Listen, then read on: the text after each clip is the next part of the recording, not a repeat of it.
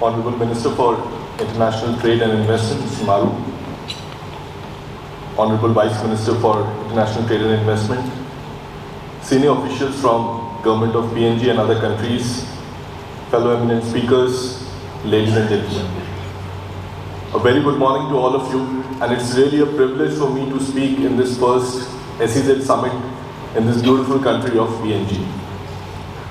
I think the previous speakers today, they have very nicely articulated the global definition of special economic zone and also some of the key success factors which goes into the economic planning as well as the infrastructure planning of these economic zones. I think SEZs are certainly one of the most powerful tools for triggering economic development, and globally many of the countries have successfully utilized the SEZ plan and SEZ concept to kind of turn around the economic development in their country. And we have also seen how some of the recent trends are emerging in terms of the importance being given to sustainability, ESG, and as my previous speaker from IFC also articulated some of the similar points. What I would like to talk about today is one of the other key dimension of development of SEZs, which is how do we create a robust financing strategy which can align with the overall infrastructure, policy, as well as the regulatory plan for ensuring a sustainable development of SEZs in the country. But most importantly, how do we maximize the return on investment on the taxpayers' money which is being spent on these high capital intensive projects. Next slide please. Next. So let me just start with a step back. Next slide please. Yeah. So let me just start with a step back to look at the typical asset classes which are being developed as part of these SEZs or special economic zones that we call them. A key point to be noted here is that for any SEZ development to be a success, it should not be treated as an isolated infrastructure development. It should be looked at in a much more holistic way. As Kobayashi-san had earlier spoken about, building the pond is not enough. You also need to do many other things to really attract and retain the birds. And what this really means is that broadly the entire development of an SEZ, it can be categorized into two key aspects. If you look at the two orange boxes on the right hand side, the first one talks about the internal infrastructure, which typically would include the land development, the plotting of lands, securing the boundaries of the SEZ, of the zone, and also the other support infrastructure like a CETP or a common effluent treatment plant, a STP, a sewage treatment plant, various utility connections, water supply, sewage management, and also last mile connectivity. So these put together, you can roughly think of anything which goes inside the boundary of a zone. That kind of infrastructure we are talking about as the internal infrastructure. And this is very, very core to SEZ development. And typically the responsibilities of developing these are with the SEZ developer. It could be either a government, it could be either a private party, it could be a PPP arrangement as we can think about it. The second key aspect which very often is not talked about, not spoken about while we are talking about SEZ development is the entire trunk infrastructure, the network extensions, and also certain standalone projects. Now why this is so important? Like I said earlier, that SEZ should not be seen as a standalone infrastructure development project. You will need a lot of road connectivity, the entire network of railway connectivity to kind of enable the movement of cargo to and from these zones. You will also probably sometimes in few cases to enable the success of these SEZs need to look at very large standalone projects like development of a port or a port terminal altogether. It could also mean development of a large desalination project in certain areas where the availability of water is either a constraint or needs to be conserved for domestic purposes. So in those cases, there may be a requirement for these standalone projects to develop to enable the SEZ. So what I am going to talk about in the next few slides is how do we look at the financing for each of these two buckets, because these are very, very different. Next slide, please. Next. Yeah. So I think when we look at the overall SEZ development spectrum globally, typically these are standardized across 4 development models, so to speak. The first one is the government-driven, which could be either a fully government-driven model where in countries where there is a central government, there is no federal structure. The same government is responsible for developing the regulation, for the development, financing, and also operating the special economic zones. In few cases, we have seen that there is a federal structure where the central government is helping in defining the act. There are special economic zone acts coming from the central government. The regulation is also with the government, and then the local governments are responsible for developing and operating these kind of zones. That's more on the government-driven model. The second model, which is the more popular model that most people are talking about, is the PPP, the public-private partnership model. Now here again there are 2 key models. The common one, of course, is the concession model, where typically there is a private sector which comes in to do the design, to do the development and operation, and also in few cases even the financing. The government takes up the role continues to take up the role of a regulator even in these models. The other one is the joint development model, wherein there is a joint development and equity contribution from both the parties, the government as well as the private sector. The regulation, of course, continues to remain with the government, but the development and the operation part is kind of kept with the private sector to leverage the private sector efficiency. That's what we look at. And in few cases, we are also seeing the third model, and this is typically for countries where the special economic zone regime has kind of matured, and there is a significant demand certainty. In these cases, we see that there is a interest from the private sector. So these are wholly private operated zones or private developed zones and even finance zones. So that's the third model. Again, the regulation, the licensing part, it continues to remain with the government.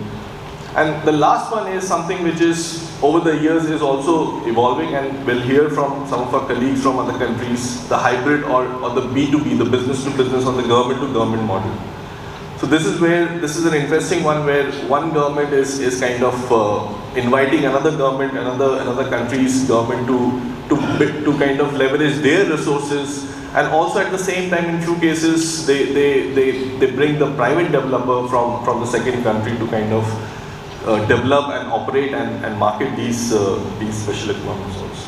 So all these 4 different models are existing as we speak. They are successful in their own state, and I've tried to capture a few examples as well. So the government-driven, if I talk about Kizad, is one of the very famous examples in Saudi Arabia. It's the Khalifa Industrial Zone, Abu Dhabi. The second model which I was talking about, which is a federal and local split, we have examples from Poland, the Lodz SEZ, the Lekki Free Economic Zone, Nigeria. The PPP model, of course, there are examples like the Panama Pacifico. On the joint government side, we have seen examples like the Philippines Industrial Park was Philippines Industrial Park. And likewise, even on the hybrid side, the examples from Bangladesh is the Japanese economic zone in Bangladesh, which even Kobayashi-san spoke about. That's one of the most talked about models.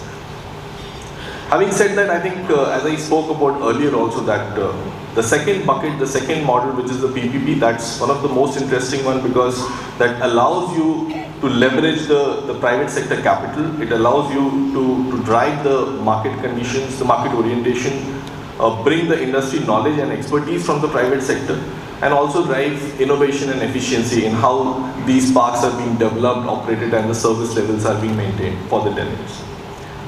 Next slide, please.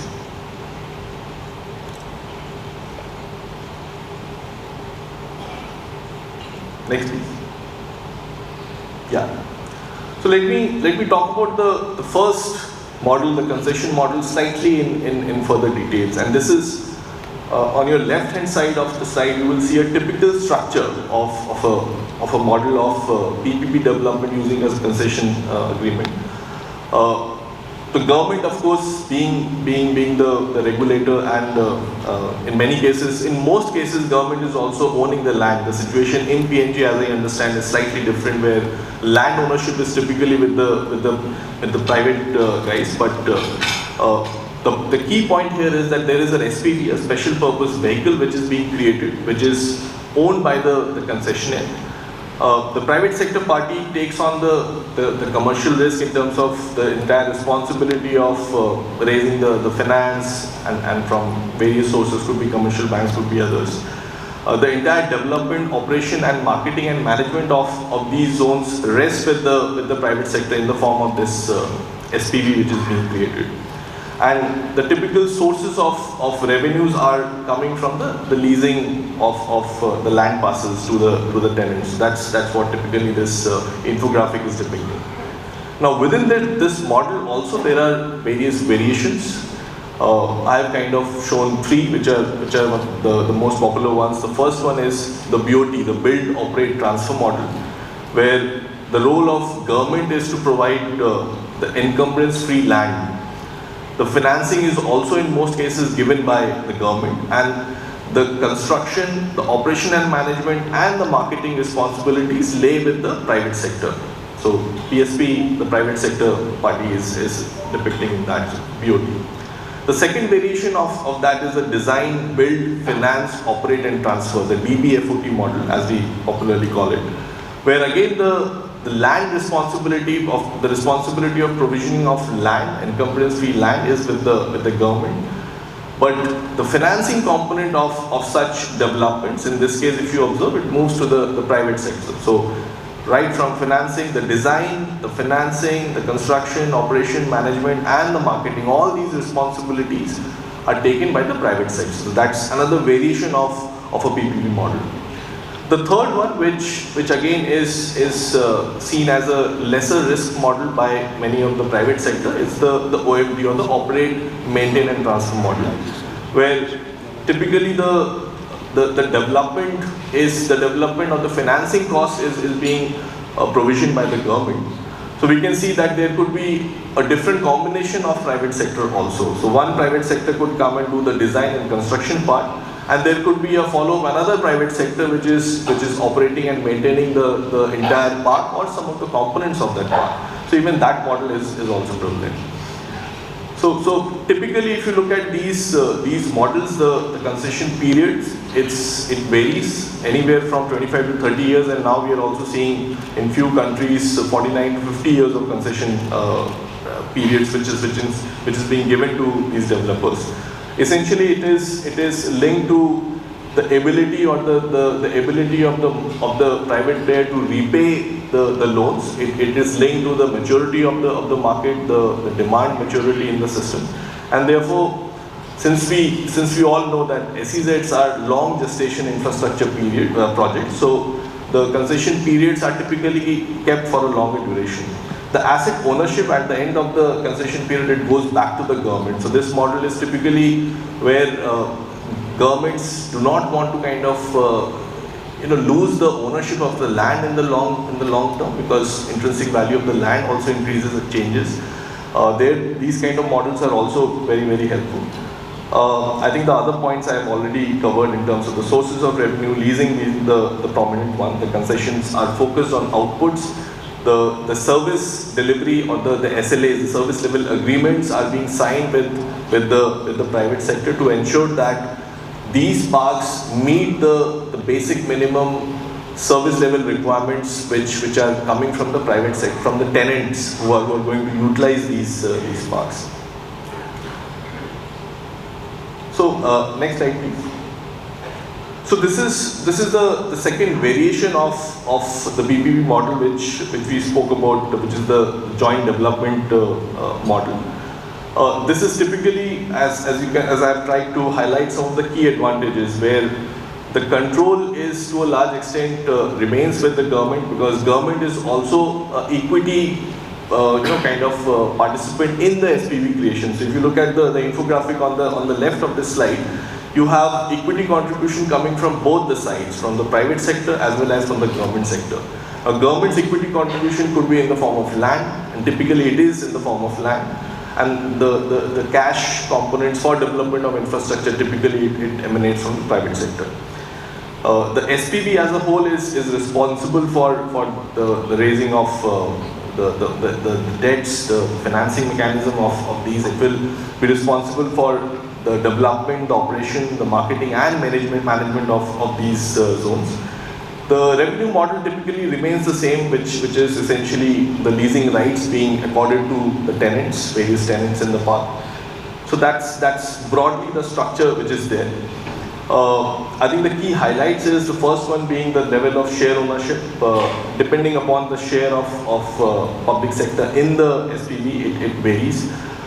In many cases, we have seen that these kind of models, they are kind of helping the government in a more transparent way of managing the parks. There's a public perception that we are not going for privatization, because the ultimate ownership rests with the government, and government is also having a specific say in the SPV which is there. Of course, we have seen, for example, even in our country, India, where I come from, these models are quite successful, but government has taken a very small stake in the overall SPV being created. They are a silent partner to this development, and they leave much of the responsibilities of developing, operating and driving these zones with the private sector, because that's where the efficiency and the capacity typically comes from. One of the key disadvantages which the private sector highlights while investing in these kind of models is the inbuilt conflict of interest which may come in, because for the government, the key motive for developing these zones, it's not financial viability, it's more of economic viability, the number of jobs being created, the meaningful jobs being created, as we heard today, the overall economic activity which these kind of projects may generate. Whereas for the private sector, profitability is of course one of the key concerns. So that's where in few cases we have seen that these kind of models are also having few disadvantages in terms of the conflict which is there. There are few cases of corrupt practices which are being there, and the board membership not being able to give full control or visibility of the day-to-day operations. But these are more of a smaller issues. So that's the second model which on the PPP side I thought is an important one to talk about. Next slide, please. So this is the third. In fact, if you remember the slide which I was showing earlier, this is the new model which is emanating, and this is the G2G, the government-to-government model, where essentially one country is leveraging the experience and the resources of another country which has progressed relatively better on the industrial infrastructure development, and also in terms of leveraging the resources. There is greater resources available with these countries. I think this model also is an important one for PNG as we see, because we have some of the neighboring countries like Indonesia, Australia, which are having the necessary experience of developing successful SEZs and also having better access to financing. I think one of the best examples of this kind of model is the Japanese economic zone in Bangladesh, but I'll not steal the thunder from our speaker. I'm sure Haribhai will cover that in much more detail. I'll give an example from, if you go to the next slide please. This is an example from China, the Suzhou Industrial Park. So today we heard some of the examples from the previous speakers where they spoke about the successful models and the models with the examples of parks which failed. Now this example is unique in many ways. One uniqueness is of course that this is two countries coming together to develop this kind of a joint model for industrial development, but also this is an example of an economic zone which initially was tagged as a failure, complete failure, and then it kind of turned around itself and became very successful. And today its contribution is, I think 25 to 30% of Suzhou's overall GDP is contributed by this one single economic zone. So this was started in 1994 as part of the reform and opening up campaign in China. There are two key, I would say, participants. One is the China Suzhou Industrial Park. Initially it started with the 35% share in the structure. The Singapore Suzhou Township Development Private Limited, this was on the Singapore side, which represented a JV of around 20 Singaporean corporations and even international ones, 4 companies. So they had started with a 65% share at that time. There was a steering committee which was formed. So on the Suzhou side, there was a Suzhou Industrial Park Administrative Committee, or SIPAC, which was kind of governing the park. It was being headed by the mayor of Suzhou, and it was authorizing the investment approvals which were coming to these parks. From the Singapore side, it was the Singapore Software Project Office, SSPO, which was responsible for the entire software transfer and coordinates of the training program, mostly around the capacity building, because beyond the money they were also bringing in the capacity and experiences. So the local level China-Singapore Joint Working Committee, this was kind of managing the day-to-day operations of this park. And like I said, that if you look at the overall construct of this park, out of the 278 square kilometer of the entire Suzhou Industrial Park, the larger zone which is there, the China-Singapore Cooperation Area, which is this one which I am showing, this is around 80 square kilometer. But it has already brought in around 30,000 companies into this SIP, and more than 25% of contribution to the city GDP. So that's the kind of impact which this project has created. Again, a successful example of 2 countries joining hands together and developing a special economic zone. So if I go to the next slide, I think the 5 key considerations for effective project structuring in this case would be: the first one, of course, is to focus on the core competencies. I think the risk sharing mechanism, that is very, very important. That is very, very important to make a PPP project successful. The concerned party which can handle a certain type of risk, the best should be allocated that risk. So in few cases we have seen that the reasons of failure, like earlier we saw in some of those presentations. So if the private sector is not ready to take up the demand risk in a particular setup, they should not be given that demand risk. It should be retained by the government. So that's one example as to how equitable risk management should be created. And that's something which is going to be very, very important even in the construct of PNG, because the SEZ regime over the last 2 decades or 3 decades, they have not been successful, because maybe we are expecting the private sector to come and take all the risks. Maybe the government has to step forward and say that, okay, we will, as we restart again, we will share some of the risks with you.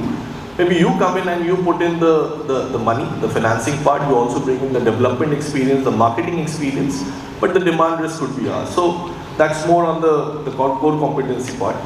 The legal provisions, I think this cannot be reiterated more. It is very important to give comfort to the private sector investors, developers, as well as the tenants, both who will be coming to these zones. So proper policy guideline, proper policy mechanism, acts, PPP policies for industrial park development, these kind of documents or collaterals are very, very essential. There needs to be a very comprehensive project structuring and feasibility analysis done for any of these zones that we are planning to develop. The developers should be given a very clear roadmap as to what is the process, what are the different legal, regulatory and physical development requirements which are expected as we go for these kind of developments. So something like a model concession agreement, that's very, very essential if it's not there in place. And lastly, setting out the key performance standards, or giving clarity on the MDOs, the minimum development obligations. What we have seen even in our country, why some of the projects failed is because the expectations from the private sector, especially for these high capex projects, it was not very clearly set out. And therefore, while certain private developers came on board on a PPP project, they were not very keen on investing, because the minimum development obligations, that if you are coming into a project, how much you need to develop over the first 5 years or first 7 years in a certain phase manner, those things need to be very, very clearly spelled out. So from a contractual perspective, these things, as PNG also looks at developing some of these and leveraging the private sector, it would be very important to look at these aspects as well. And even from the other side, the private sector, this kind of clarity is really, really helpful in bridging any of the risk factors which are there. So I think the first section which I spoke about was mostly about the internal infrastructure components which I was talking about. But the second aspect which I also highlighted is the trunk infrastructure, the network extensions, and the standalone projects, which are again very, very essential for creating the success of these kind of zones. Now, what happens is for these type of projects, these are typically, you would say, lumpy or very, very high capex projects with lumpy investments. And at the same time, if you can just go to the next slide. Sorry, I've already moved. Next. Yeah, one more please. Yeah. So keep clicking as I highlight. So this is just an illustration as to how the cash flows for these kind of the trunk infrastructure projects or standalone projects typically build over the years. If you can. So the traditional way of financing these projects through debt, it's very, very difficult, because you see the initial few years there's a huge gap between the line which is the traditional debt model and the cash flow. There's a gap. So these cash flows are not able to service the debt obligations for these kind of projects. The revenue which is being generated in the initial years, which could be either through user fees or some other models, they are not sufficient enough to create a very financially successful model. So therefore, next please. Click. Sorry, go back. Yeah. The yellow line is what signifies the innovative funding mechanism, which could be in the form of long-term funding arrangements being created. It could be in the form of ballooning payments. It could be in the form of deep discount bonds or even takeout financing. So these are some of the mechanisms to kind of cater to these long-term projects where the gestation periods are high and the initial cash flows are not sufficient enough. So if you go back to the slide which I was initially talking about, just go back.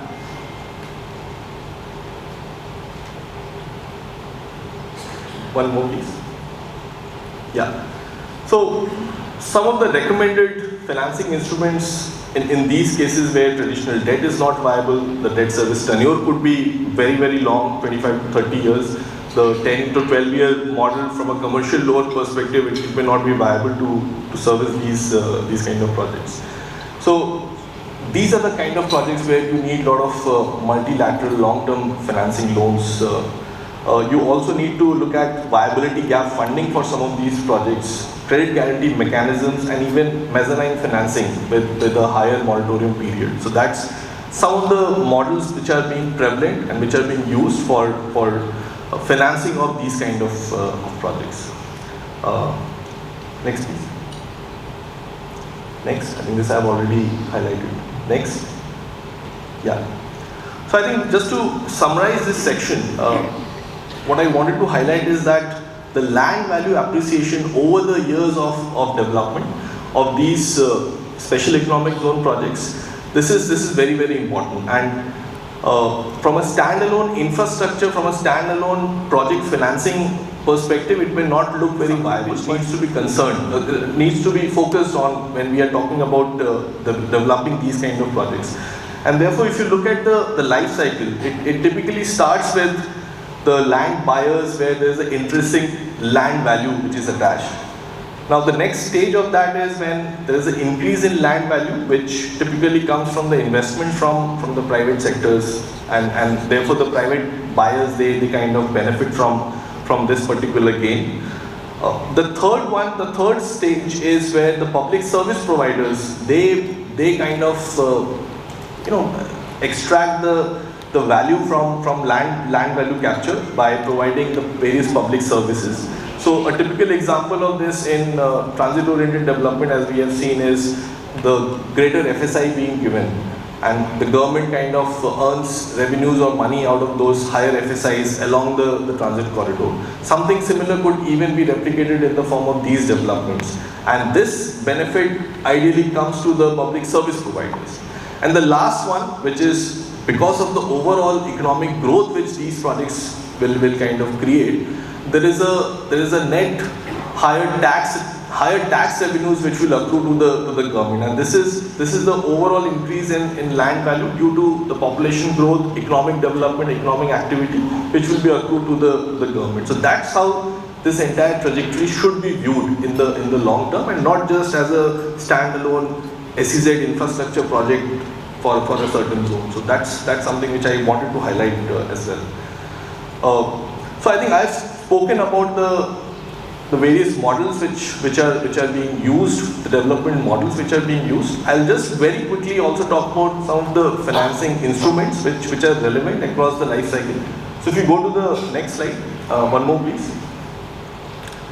So now for any country context, I think we keep hearing this, that the context is very different from one to another. The SEZ regime, the way kind of China developed the SEZs. Probably India was not a very successful model when it comes to manufacturing SEZs. India is a very good example when it comes to services sector SEZ, but manufacturing SEZ was actually a case study of a failure in India. So where is the difference? How do we apply some of these financing instruments across the life cycle? So essentially it boils down to two stages.